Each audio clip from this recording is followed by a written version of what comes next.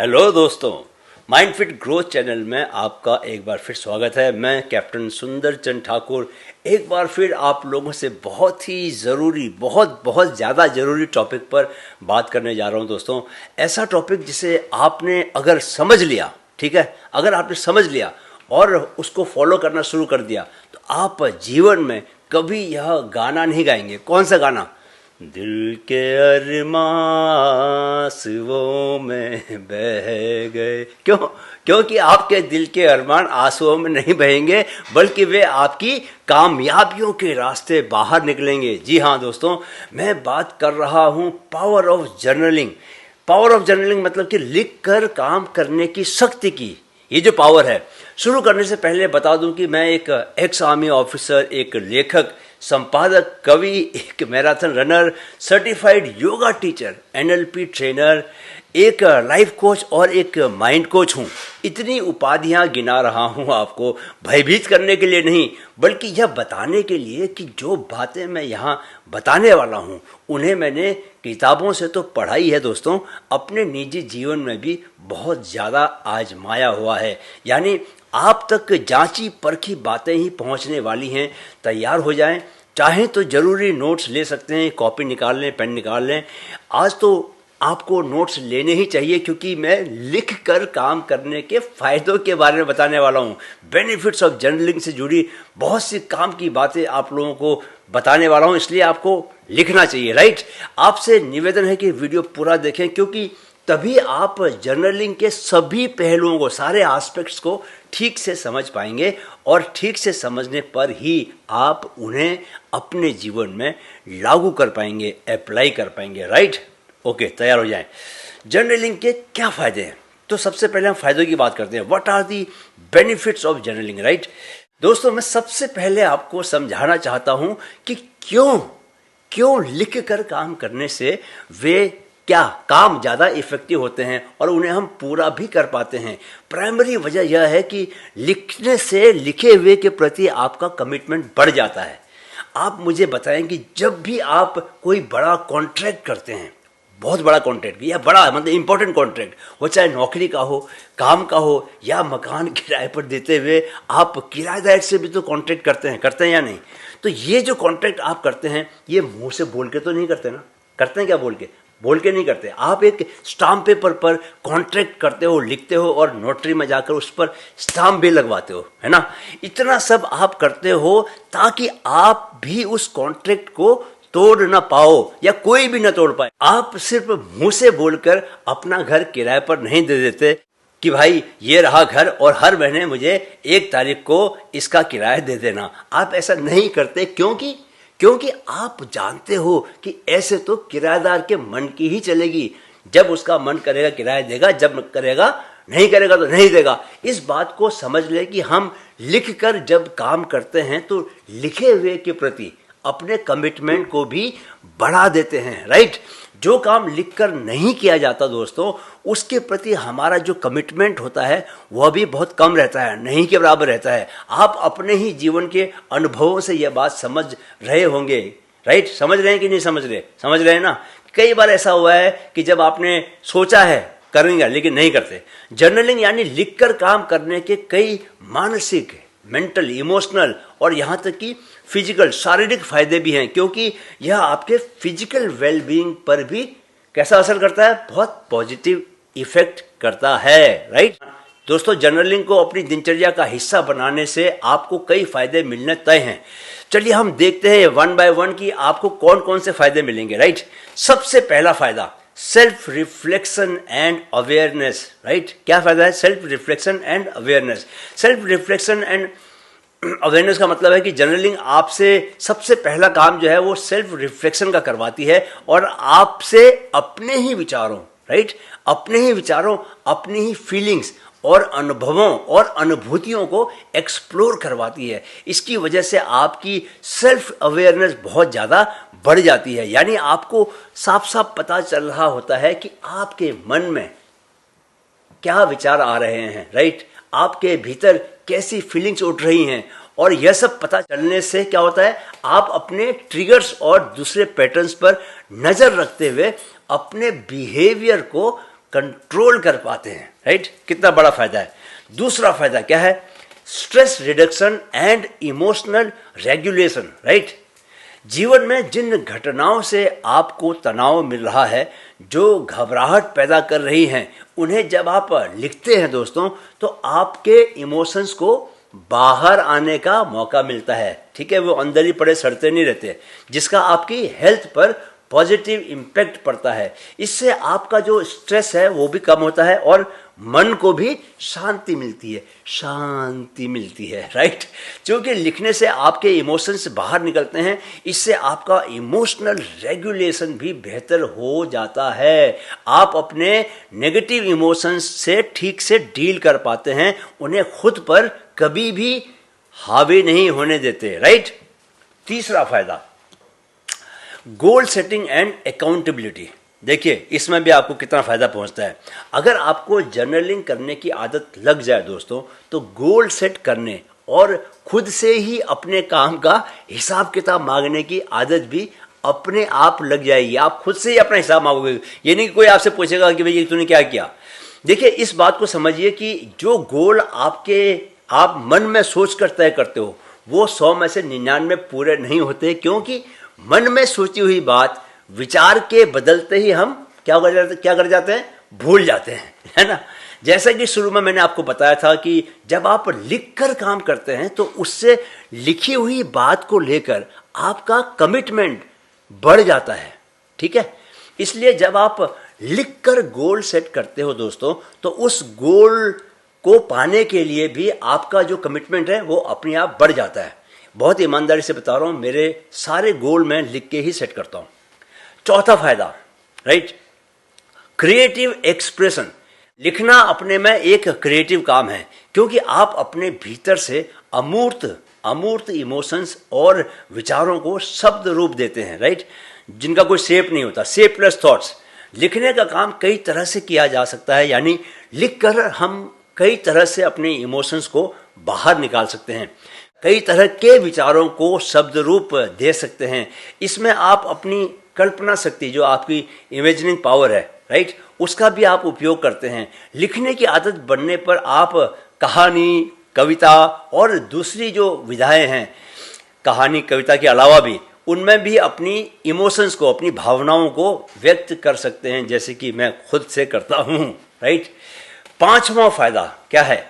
Problem solving. जीवन का जो दूसरा नाम है दोस्तों, वो प्रॉब्लम सॉल्विंग है, क्योंकि जीने के लिए प्रॉब्लम्स को तो सॉल्व करना ही पड़ता है ना। जब आप लिखने की आदत के धनी हो जाते हैं, I mean when you get used to writing down things, you start solving problems by writing them down and brainstorming over them, right. आप यकीन नहीं करेंगे कि मैं ऑफिस के बहुत सारे काम, लगभग सारे ही काम लिख कर करता हूँ, और इस वजह से बड़ी चुनौतियों का भी बहुत आराम से, सहज मन से मैं इजी सोल्यूशन निकाल लेता हूँ। छठा फायदा, कौन सा फायदा? छठा, इनहैंस्ड मेमोरी एंड लर्निंग। जब आप किसी विषय को पढ़ते हैं और लिखते नहीं, तो आप उसे समझते तो हैं और याद भी कर लेते हैं, पर उतना कभी नहीं जितना कि आप उसे लिख कर याद कर पाते, समझ पाते, राइट। इसलिए जो होनहार स्टूडेंट्स होते हैं, ब्रिलियंट जिसको बोलते हैं, टैलेंटेड, समझदार, वे हमेशा इंपॉर्टेंट चीज़ों के नोट्स बनाते हैं, जो भी सब्जेक्ट उनको इंपॉर्टेंट लगता है। लिखने के से मेमोरी में ज़्यादा रहता है कुछ भी आपका लिखा हुआ, और आपकी समझ में भी, आपकी कॉग्निटिव पावर में भी वो ज़्यादा आता है, राइट।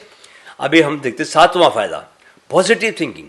जब आप लिखकर काम करने की आदत डालेंगे दोस्तों, तो सबसे पहले ग्रैटिट्यूड जर्नल लिखना तो शुरू करेंगे ही, जैसे कि मैं भी लिखता हूँ। और जब ऐसा करना शुरू करेंगे तो आप अपने आप जीवन की पॉजिटिव चीज़ों पर फोकस करना भी शुरू कर देंगे, क्योंकि वही तो ग्रैटिट्यूड राइटिंग है। यह जो पॉजिटिव थिंकिंग है, यह आपको हर विपरीत परिस्थिति के खिलाफ लड़ने की ज़्यादा शक्ति देगी, यानी इससे आपके ओवरऑल वेलबींग में सुधार आता जाएगा, और आपकी जो रेजिलियंस है, यानी कि लड़ने की जो ताकत है विपरीत स्थितियों में, वो बढ़ेगी। और यही तो जिंदगी है, नहीं। आठवां फायदा, ट्रैकिंग पर्सनल डेवलपमेंट। लिखकर काम करोगे भाई, तो साफ है कि आप अपने पर्सनल डेवलपमेंट का रिकॉर्ड भी रखोगे ही। क्यों? क्योंकि आप सारे काम लिख के करते हो। और जितना आप रिकॉर्ड रखोगे उतना ज़्यादा आप और डेवलप होते जाओगे। दोस्तों, अगर मैं अपनी बात करूं तो मैं लिखकर काम करने का इतना ज़्यादा दीवाना हूं कि नए रनिंग शूज आने पर मैं किस तारीख को किस जूते को पहनकर कितना किलोमीटर तक दौड़ा उसका मैंने पूरा रिकॉर्ड रखा, राइट। इसीलिए फुल मैराथन मैंने सब 3 बेस्ट टाइमिंग दिया इस बार दौड़कर। तो आप पूछेंगे कि ऐसा मैं क्यों करता हूँ, किस लिए करता हूँ? इसलिए क्योंकि रनिंग शूज बहुत महंगे आते हैं आजकल। तो मैं सॉकनी एंडोर्फिन्स एलीट 3 से दौड़ रहा हूँ। ये जूता गजब का जूता है, कार्बन प्लेटेड जूता है। इसकी कीमत 20,000 रुपये से भी ज़्यादा है, लेकिन यह जूता 500 से लेकर 600 किलोमीटर ही चल पाता है। तो मुझे बहुत सोच समझ कर इसका इस्तेमाल करना पड़ता है। इस बार मैं मैराथन इसी जूते को पहन के दौड़ा था। लिखकर रनिंग की प्रैक्टिस करने से मैं अपने रनिंग प्लान को ज़्यादा अनुशासन के साथ फॉलो कर पाता हूँ। इसीलिए मैं 55 साल की उम्र में भी फुल मैराथन कितने घंटे, 4 घंटे से कम समय में कर पाता हूँ। अगर आप मेरी रनिंग जर्नी के बारे में जानना चाहते हैं तो मेरी किताब खुद से जीत को अमेज़ॉन से खरीद सकते हैं। मैं लिंक डिस्क्रिप्शन बॉक्स में दे रहा हूँ, राइट। यहाँ मैं आपको एक बात दोस्तों और बताना चाहता हूँ कि मेरा जो नेफ्यू है उन्मुख चंद, जो कि यूएसए से क्रिकेट खेल रहा है आजकल, उसने भी एक किताब लिखी है। उसका नाम है स्काई इज़ द लिमिट। जब उसने वर्ल्ड कप अंडर 19 का जीता था तो उसकी किताब पेंगुइन से आई है। उस किताब को संभव करने में भी उसकी डायरी लिखने की आदत की ही भूमिका रही, ये मैं आपको बताना चाहता था। He could write the book only because he used to write daily diary. Daily diary अगर नहीं लिख रहा होता ना वो, तो वो किताब भी शायद वो नहीं लिख पाता। ये जर्नलिंग की पावर है, राइट। 9वां फायदा, 9th जो उसका बेनिफिट है वो इम्प्रूव्ड कम्युनिकेशन स्किल्स, राइट। आपकी जो बात करने की जो स्किल है वो सुधर जाती है। जब आप लिखते हैं तो आप अपने लिखने के लिए अपने विचारों को अलाइन करते हैं, जैसे मैं अभी कर रहा हूँ, राइट। लिखने के लिए आपको अपने विचारों और अपने इमोशंस को आर्टिकुलेट करना पड़ता है, राइट। ठीक से सही वाक्य बना के शब्द बोलने पड़ते हैं, उन्हें ठीक रूप देना पड़ता है।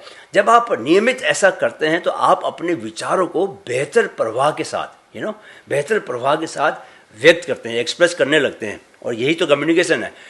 यानी लिखने से आपकी कम्युनिकेशन स्किल भी सुधरती है। इससे आप पर्सनल और प्रोफेशनल लाइफ दोनों जगह खुद को इफेक्टिवली एक्सप्रेस कर पाते हैं। और जब आप एक्सप्रेस कर पाते हैं तो उसी की वजह से आप आगे प्रोग्रेस भी कर पाते हैं, राइट। तो कैसे डालें लिखने की आदत? अब ये बड़ा अहम सवाल है दोस्तों। इस बात को समझ लें कि लिख कर काम करना इतना ही आसान अगर होता तो हर व्यक्ति ऐसा ही करता, क्योंकि जो फायदे हैं वे इतने भरपूर हैं कि कोई छोड़ता नहीं उन फायदों को। इस आदत को डालने के लिए प्लानिंग, कमिटमेंट और आपकी पर्सनल प्रेफरेंसेस की समझ चाहिए, बहुत ज़रूरी है। कुछ प्रैक्टिकल बातें आपको बता दूं ताकि आप अगर सीरियसली जीवन को ट्रांसफॉर्म करना चाहते हैं, रूपांतरित करना चाहते हैं अपने जीवन को, तो आप लिखकर काम करने की इस बेहद उपयोगी, एसेंशियल, यूजफुल हैबिट को अपने जीवन में शामिल कर सकें। तो क्या क्या बातें हैं वो? तो सबसे पहली बात है कि सेट रियलिस्टिक गोल्स। दोस्तों, सबसे पहले तो लिखने को लेकर रियलिस्टिक गोल से सेट करें, ठीक है। ऐसा कमिट मत करें कि आप रोज 1-2 पेज लिखेंगे, बल्कि 5-10 मिनट लिखने का एक आसान सा गोल बनाएं। शुरू में गोल हमेशा आसान बनाएं, बाद में उसे मुश्किल करते जाएं। यह तय करें कि आप कहाँ लिखेंगे, पेपर पर या डिजिटल प्लेटफॉर्म में। मैं तो पुराना आदमी हूँ दोस्तों, तो डायरी लिखता हूँ। मैंने तो कई कॉपियाँ बना रखी हैं, जैसे स्कूल के बच्चों की कॉपियाँ होती हैं वैसे ही मैंने कॉपियाँ बना रखी हैं। लेकिन आप डिजिटल प्लेटफॉर्म भी चुन सकते हैं या पेपर और डिजिटल दोनों का ही कॉम्बिनेशन इस्तेमाल कर सकते हैं कि कहीं पर आप डिजिटल में लिख रहे हैं कुछ बातें आप पेपर में लिख रहे हैं। वही तरीका चुनो जिसमें तुम्हें थोड़ी सी सहजता महसूस हो, जो तुम्हें थोड़ा सा लगे कि यार आपको सूट करता है, right. Select a separate corner. लिखने के लिए अपने घर में एक खास जगह जरूर चुन लेना, क्योंकि उसका अलग फ़ायदा होता है। कोशिश करो कि आप हमेशा वहीं बैठकर लिखो जो कोना आपने चुना है, क्योंकि जितना आप एक ही जगह बैठकर लिखोगे दोस्तों, उतना ही वह जगह लिखने में मदद करने वाली वाइब्रेशन से भरती जाएगी, राइट। वो जब वाइब्रेशन भरेंगे तो आपके लिए लिखना आसान होगा। जगह ऐसी रखो जहाँ से बाहर की दुनिया भी दिखती हो, जहाँ बैठकर आप थोड़ा अच्छा महसूस करते हो, राइट। अच्छा महसूस करोगे तो ही आप अच्छी बातें सोच भी पाओगे अच्छा सोचोगे तो अच्छा लिखोगे तो आपके ऊपर अच्छा इम्पैक्ट पड़ेगा, है ना। सो एंड नेक्स्ट क्या है कि make it a daily routine. ये बहुत लोग गलती करते हैं कि कभी कभी लिखते हैं, लिखने को अपनी डेली रूटीन का हिस्सा बनाने की कोशिश करो। वह चाहे सुबह के समय हो या दोपहर के समय, शाम की चाय के साथ या रात को सोने से पहले, समय कोई भी हो दोस्तों, पर यह सुनिश्चित करें कि रोज उस समय पर आप लिखें, ठीक उसी समय पर। आपके कमिटमेंट का लेवल यह होना चाहिए कि आपको अगर डर हो कि आप लिखना भूल भी सकते हो तो खुद को याद दिलाने के लिए अलार्म लगाएं कि भाई मैंने आज लिखा नहीं, और अलार्म बताए आपको कि लिखो। अगर रोज लिखना मुश्किल लगता है तो हफ्ते में 3 दिन रख सकते हैं या 4 दिन रख सकते हैं या 2 दिन भी रख सकते हैं, ठीक है, लिखने के लिए। यह जान लें कि शुरू में मुश्किलें आना तय है, पर शुरुआती मुश्किलों को पार करना ही आपका टारगेट भी होना चाहिए, क्योंकि उन्हें पार करने के बाद तो जर्नलिंग का जो जहान है, जर्नलिंग की जो दुनिया है, वो आपकी ही दुनिया बनने वाली है। आप जो जो लिखोगे वही आपकी दुनिया में सच होता जाएगा, ठीक है। नेक्स्ट पॉइंट क्या है? Celebrate your success, right. बहुत जरूरी है, बहुत ज़्यादा जरूरी है। यह याद रखें कि लिखने के इस सफ़र में छोटी छोटी कामयाबियों को सेलिब्रेट जरूर करें। अगर 10 दिन लगातार लिख लिया, डायरी के 20 पन्ने लिख दिए, ठीक है, या महीने भर तक आपने जर्नलिंग का काम करके दिखाया सबको, तो खुद को इनाम दो। छोटे मोटे रिवॉर्ड तो रोज़ दे सकते हो। जैसे मैंने अपने लिखने के साथ ब्लैक कॉफ़ी को जोड़ दिया है, ब्लैक कॉफ़ी ब्लैक कॉफ़ी। सुबह की डायरी और ग्रेटिट्यूड लिखने के बाद मैं कॉफ़ी पीता हूँ और पीऊँगा, कॉफ़ी पीऊँगा। कई बार ऐसा होता है कि कॉफ़ी पीऊँगा इसके लिए मैं लिख रहा होता हूँ, राइट। आपको भी खुद के साथ ऐसी चालाकियाँ करनी सीखनी होंगी दोस्तों। लिखने के एक्सपीरियंस को खूबसूरत बनाने के लिए आप अच्छी क्वालिटी की डायरीज ले सकते हैं। सुंदर सुंदर डायरीज आती हैं आजकल। लिखने के लिए रंग बिरंगे पेन आप यूज कर सकते हैं। अलग अलग स्टाइल में लिखने की आप प्रैक्टिस कर सकते हैं, ताकि लिखने का जो आपका जो एक्सपीरियंस है वो खूबसूरत हो, वो अच्छा हो। मैं पिछले 4 साल से रोज़ नवभारत टाइम्स के फ्रंट पेज पर अंतर्ज्ञान नाम का एक कॉलम लिखता हूँ, 4 साल से लगातार। और मेरा अंतर्दृष्टि नाम से एक वीकली कॉलम भी अलग अलग से आता है, राइट, हर सैटरडे को। कई बार अब लगता है कि ओह 4 साल से रोज लिख रहा हूँ, थोड़ी हैरानी होती है, लेकिन फिर समझ आता है कि आदतें ऐसे ही हैरानी करने वाले कारनामे करके दिखाती हैं। आप भी करना शुरू कीजिए, आपके जीवन में भी ऐसी हैरानी पैदा होगी, राइट। अगला पॉइंट है keep thinking about the benefits. एक और बात का ख्याल रखें दोस्तों, लिखने के फायदों के बारे में सोचते रहें, मनन करते रहें, क्योंकि फायदों के बारे में सोचेंगे तभी अपने लिखने के प्रति कमिटमेंट को कम ना होने देंगे। आपकी अपनी ही फीलिंग्स आपको क्या करेगी? मोटिवेट करेगी। इस बात का भी ख्याल रखें कि जीवन की आपाधापी में कभी कभार आप 1-2 दिन नहीं लिख पाएंगे तो पहाड़ नहीं टूट जाएगा। ऐसा होने पर निराश न हो, न अपने भीतर गिल्ट, अपराध बोध को आने दें। आपाधापी के कम होती है, बिजनेस के कम होती है। आप जब कम व्यस्त होंगे तो फिर से आप लिखना चालू कर दें। ये बात आपके माइंड में रहनी चाहिए। जर्नलिंग की राह में चुनौतियां, चलिए आप देखते हैं कि चुनौतियां क्या क्या आती हैं। अगर आप जर्नलिंग यानी लिखने की आदत डालने की राह पर निकल पड़े हैं दोस्तों, तो रास्ते में चुनौतियों का आना तो स्वाभाविक ही है, आएंगी, बट नेचुरल है। इन चुनौतियों के बारे में भी आपको पता होना चाहिए, इसलिए मैं आपको बता देता हूं। देखिए, पहली चुनौती तो रोज लिखने की होगी, राइट। आपका इसमें फेल होना नॉर्मल बात है, आप होगे फेल, क्योंकि कोई ना कोई दिन ऐसा आएगा जब नहीं लिखोगे। कंसिस्टेंसी आने में समय लगेगा। जब कभी आपकी व्यस्तता बढ़ेगी, आपको लिखने को दिया जा रहा समय किसी और काम को देना पड़ सकता है, तो ऐसे में आप नहीं भी लिखेंगे। दूसरी वजहों से भी कई बार आपको समय की कमी महसूस होगी और आप लिख नहीं पाओगे। इसलिए शुरू में जब आपने ये आदत शुरू करने की कोशिश की है, तो आपको अपनी लिखने की फ्रीक्वेंसी को कम रखना होगा, राइट। जब समय की कमी लगे तो उस दिन 10 मिनट के बजाय क्या करो, आप 2 ही मिनट लिखने की कोशिश करो, लेकिन लिखो जरूर। 2 मिनट लिखो, समय बचा लो, 8 मिनट बचा लो। एक अजब चुनौती यह भी आती है दोस्तों कि कुछ लोग बहुत अच्छा लिखने की कोशिश में लिख ही नहीं पाते। वे परफेक्शनिस्ट बनना चाहते हैं। परफेक्शनिस्ट बनने की कोशिश मत करो। याद रखें कि कोई भी नया काम आते आते ही आता है, इसलिए सिंपल भी लिखेंगे, साधारण भी लिखेंगे तो कोई हर्ज नहीं है। अपना लिखा परफेक्ट न भी लगे तो कोई बात नहीं, राइट। वैसा ही स्वीकार करें।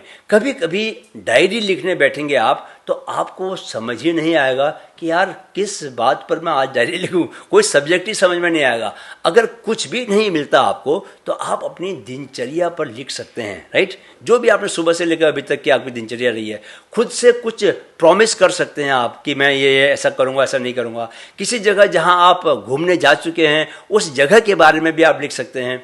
किसी घटना पर अपनी फीलिंग्स आप लिख सकते हैं। कुछ भी नहीं सोचता तो खुद को ही आप एक लेटर लिख सकते हैं। धीरे धीरे आप लिखने के लिए विषय जो सब्जेक्ट ढूंढने में एक्सपर्ट होते जाएंगे और आपकी जो दिक्कतें कम होती जाएगी। एक बड़ी चुनौती यह है कि जर्नलिंग को ऑब्लिगेशन की तरह मत लो, बल्कि हमेशा इसके फायदों को दिमाग में रखो।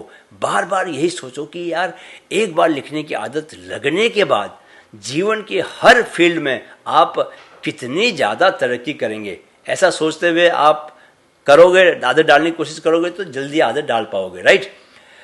सो now we come to different journaling techniques. क्या हो सकती हैं दोस्तों जर्नलिंग सिर्फ आपके ग्रैटिट्यूड लिखने, डायरी लिखने या टू डू लिस्ट बनाने तक ही सीमित नहीं है।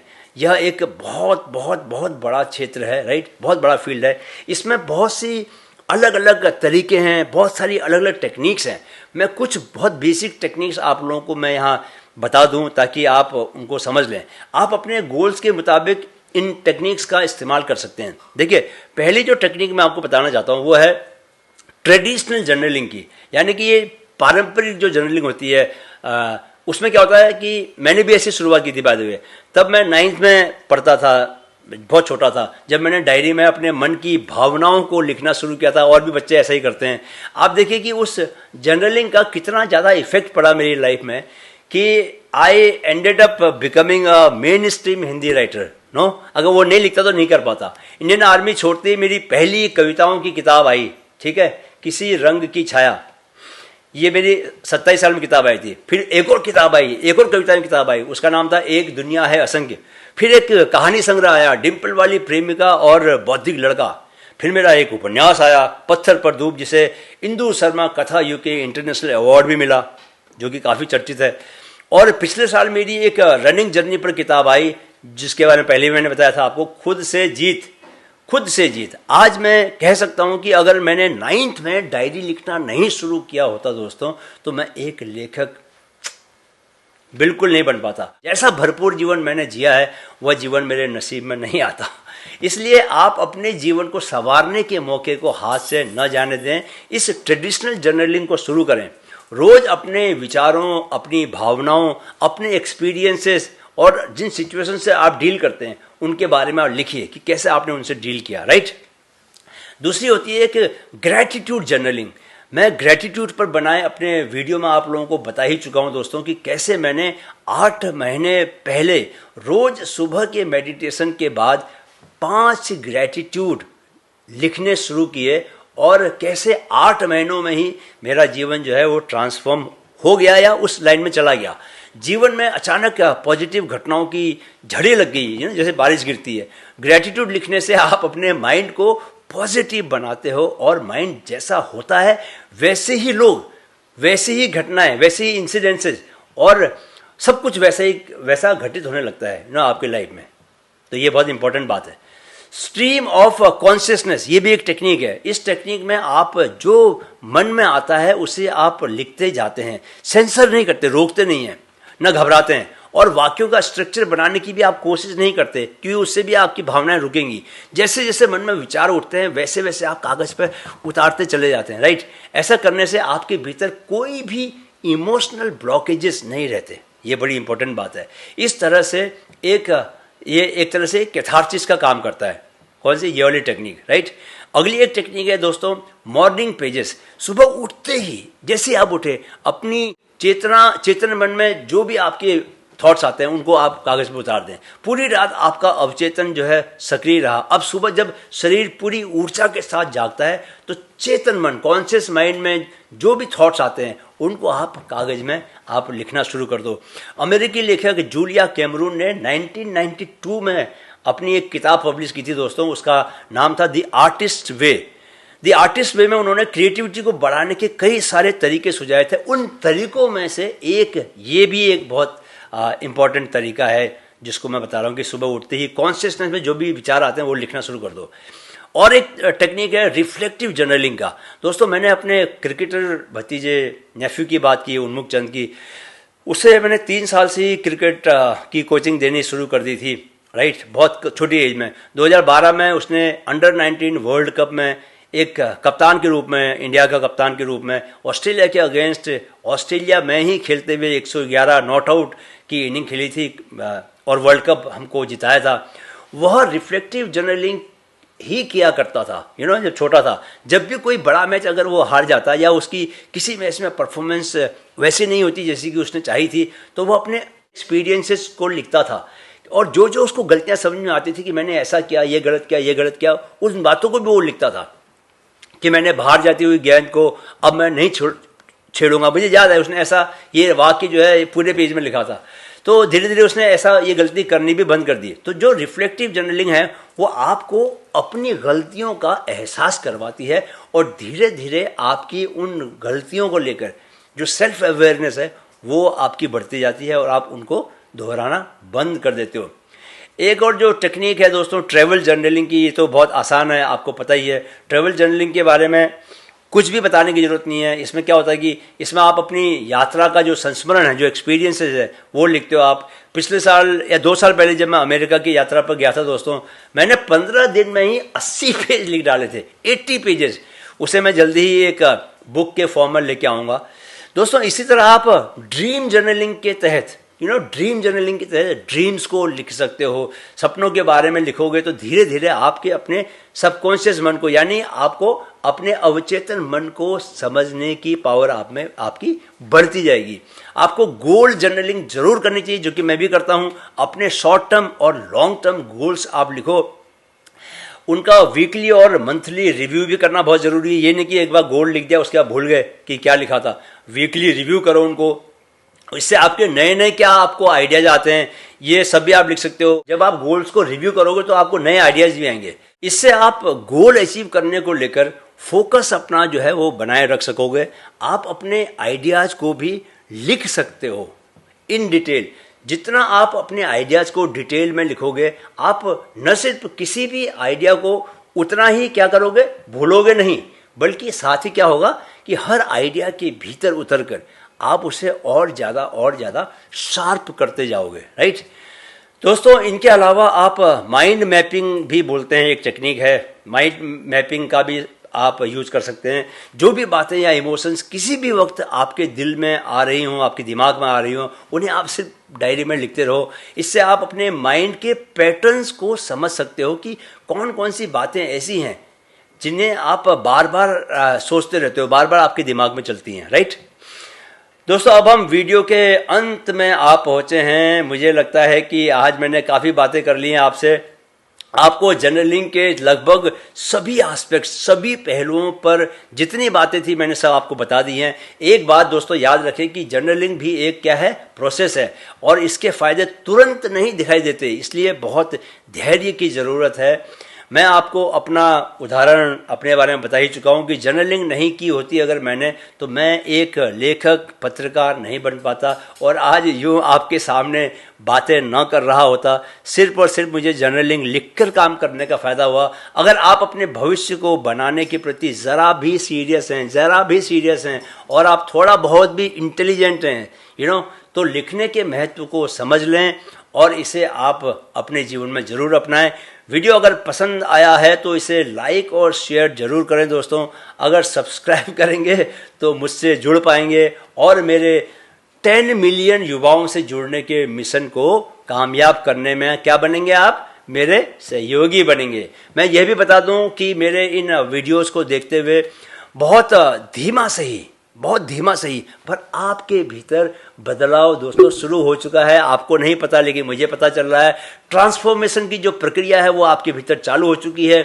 मैं सारे वीडियोज ऐसे सब्जेक्ट्स पर बना रहा हूं जो आपकी सेल्फ ग्रोथ, सेल्फ डेवलपमेंट के लिए बहुत ज़्यादा ज़रूरी हैं। इसीलिए चैनल का नाम भी मैंने क्या रखा है, माइंड फिट ग्रोथ रखा है। अगले वीडियो में हम क्या बात करने वाले हैं, हम इफेक्टिव कम्युनिकेशन स्किल्स के बारे में बात करेंगे। अगर आपकी कम्युनिकेशन स्किल खराब है तो ये जरूर देखिएगा। तब तक आप इस वीडियो में बताई गई जर्नलिंग की 2-3 टेक्निक्स को, कम से कम 2-3 टेक्निक्स को ट्राई कर सकते हो दोस्तों। मन में कोई भी शंका हो, कुछ भी आपको शक हो, तो कमेंट बॉक्स खुला हुआ है आपके लिए और आप उसमें सवाल पूछ सकते हैं। बस एक बात कभी ना भूलें कि हर पल, मौजूदा पल में जिए, प्रेजेंट मोमेंट में जिए। क्यों? क्योंकि जिंदगी वहीं से निकल कर आ रही है। ठीक है, गुड बाय करने से पहले मेरे साथ कहें, मन में है तो मुमकिन है, मन में है तो मुमकिन है। नमस्कार।